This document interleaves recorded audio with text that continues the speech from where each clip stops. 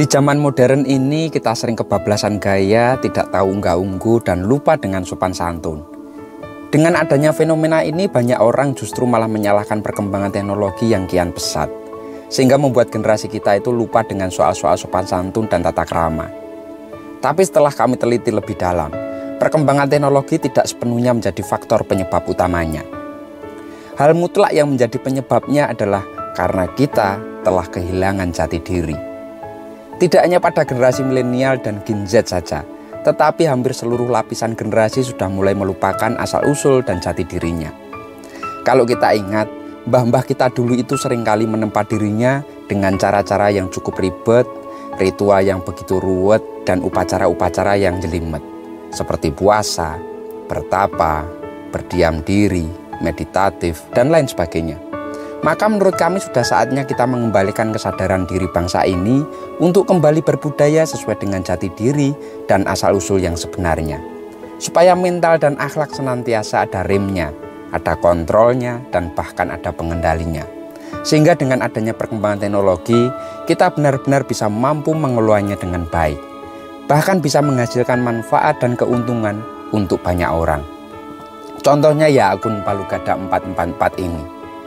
Selain tempat belajar menerjemahkan bahasa semiotik pada pusaka tradisional, khususnya keris, keberadaan kami pun juga sebagai terminal untuk transitnya pusaka yang sudah terkurasi dengan baik, tentang keoriginalitasnya, tentang kualitasnya, dan tentang penjabarannya.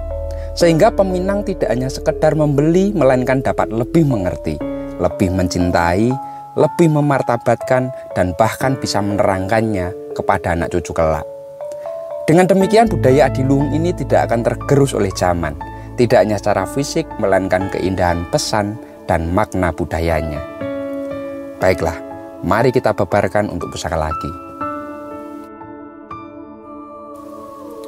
Pusaka ini memakai warangka Gayaman Surakarta lawasan, gandarnya iras tanpa sambungan.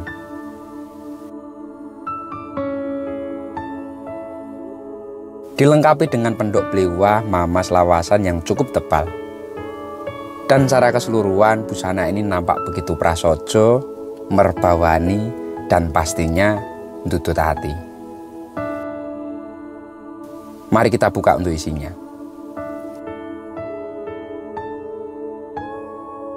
Pusaka Luk 13 Dapur Sengkelat Pamor Wuswutah Tangguh Kasultanan Cirebon. Dan pusaka ini kami alih rawatkan dengan mahar Rp5.513.000. Jika berminat silakan langsung komen di bawah atau langsung japri kami. Saat ini kita membahas sengkelat lagi. Dapur pusaka ini memang tidak pernah habis kalau untuk kita babat dan kita ulas. Barangkali di postingan sebelumnya sudah kita bahas tentang filosofi namanya hingga sejarah singkatnya. Dan sekarang saya ingin membabar tentang luknya yang berjumlah 13 itu. Angka 13 dalam bahasa Jawa adalah telulas, yang diejawantahkan sebagai las-lasaning urip yang artinya akhir dari kehidupan. Bahwa pusaka Luk 13 ini adalah representasi dari bahasa batin Sang Empu kepada kita, tentang bagaimana cara kita menyikapi tentang kematian. Cukup ngeri ya. Sebenarnya tidak bagi yang mengerti. Kematian menjadi mengerikan bagi orang-orang yang mendewakan dunia dan bahkan terlalu mencintai hidup dan berlebihan dalam mengejar kesenangan semata. Bagi mereka yang sudah memiliki keparipurnaan hidup, memahami kematian tidaklah ngeri-ngeri amat, tetapi justru bisa menjadi kabar gembira yang sudah lama dirindukan. Karena kematian diartikan sebagai pulang dan bukan pergi. Seperti kita di perantauan lalu mudik ke kampung halaman, seperti kita di luar negeri lalu pulang ke tanah kelahiran. Jerupol pokoknya wejangan pusaka ini. Begitulah Tosan Aji menjadi guru bagi kita, yang jika kita membacanya dengan baik, maka ia akan membawa hidup dalam pencerahan. Matur nuwun dan salam tutut hati.